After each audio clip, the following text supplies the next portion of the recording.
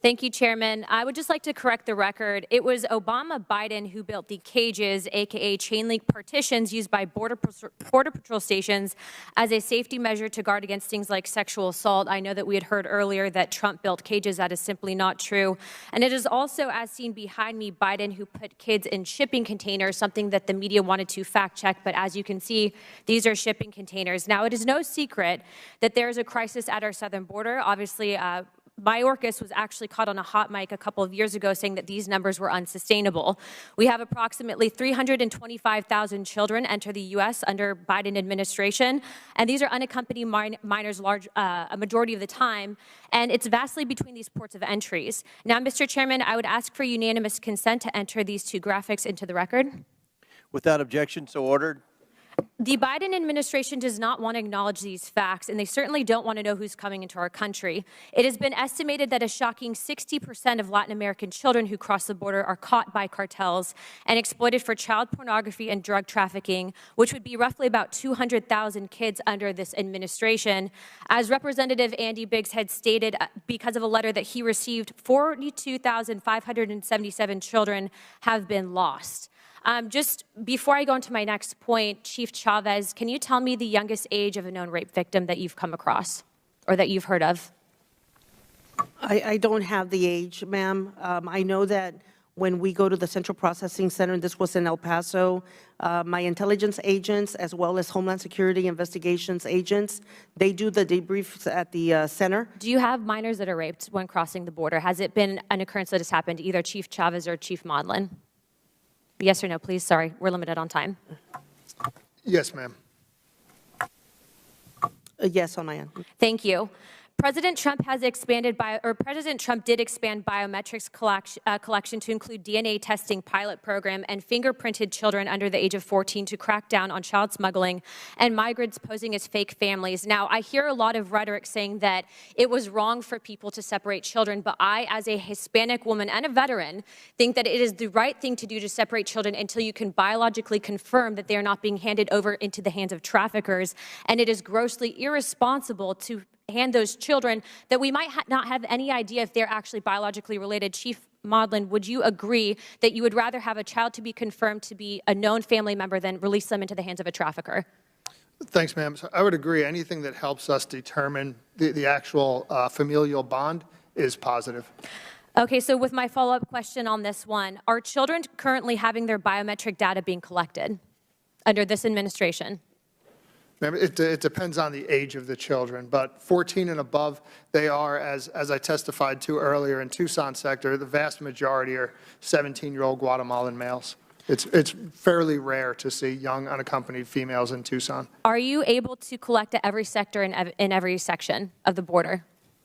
I can't speak for the other sectors, ma'am, but we do the same in RGV. Okay. I would just like to also ask one more thing. A large part of your job is engaging in catching those that are engaging in human smuggling and trafficking. Do you believe that with more funding that you could do your job better? Ma'am, I absolutely believe more funding, we can do our own job, we can do our job better, absolutely. Ma'am? I agree the same, ma'am.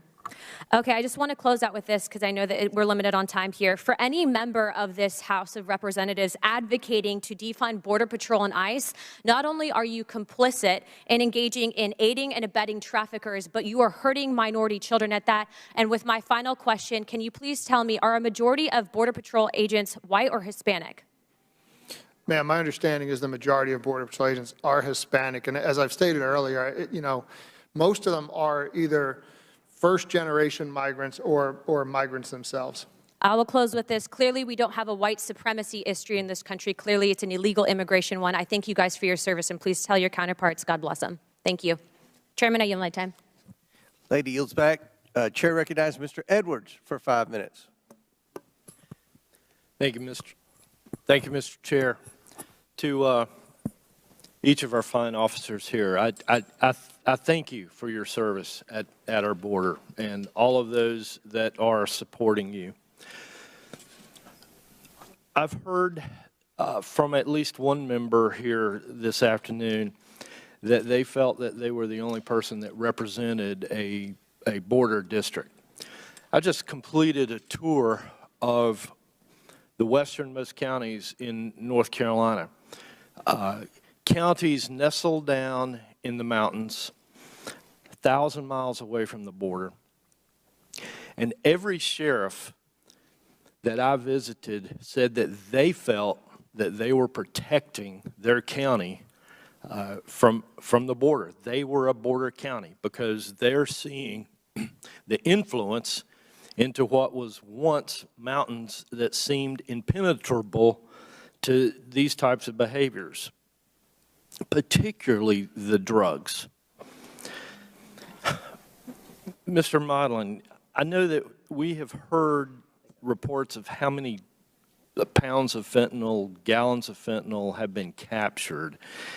Do we have any method to estimate how much fentanyl has actually made it through into the United States?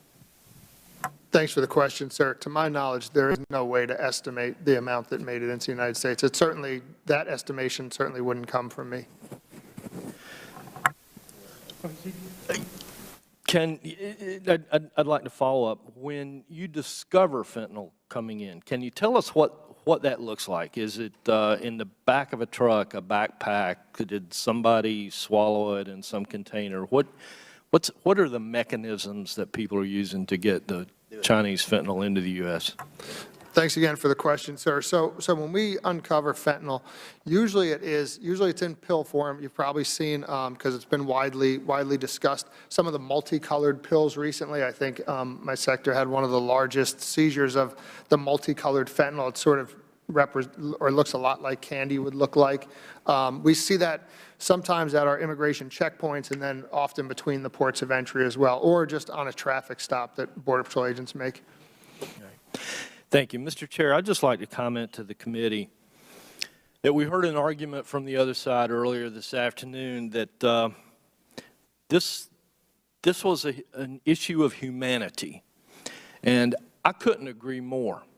When I listen to the folks in western North Carolina, I think that we have to consider the humanity, first of all, of those fine officers that are putting their lives at risk to deal with drug dealers, to deal with the increase in crime. We need to consider the humanity for the children that are losing their parents to overdoses, or the children that are seeing their brothers and sisters incarcerated for dealing with drugs. The humanity for young folks that are getting hooked on drugs and overdosing and living their lives. The humanity for parents that are losing their children to the fentanyl influx that we see in this country. Mr. Chair, I know we're running out of time. We've got some other deadlines, so I yield back. Thank you.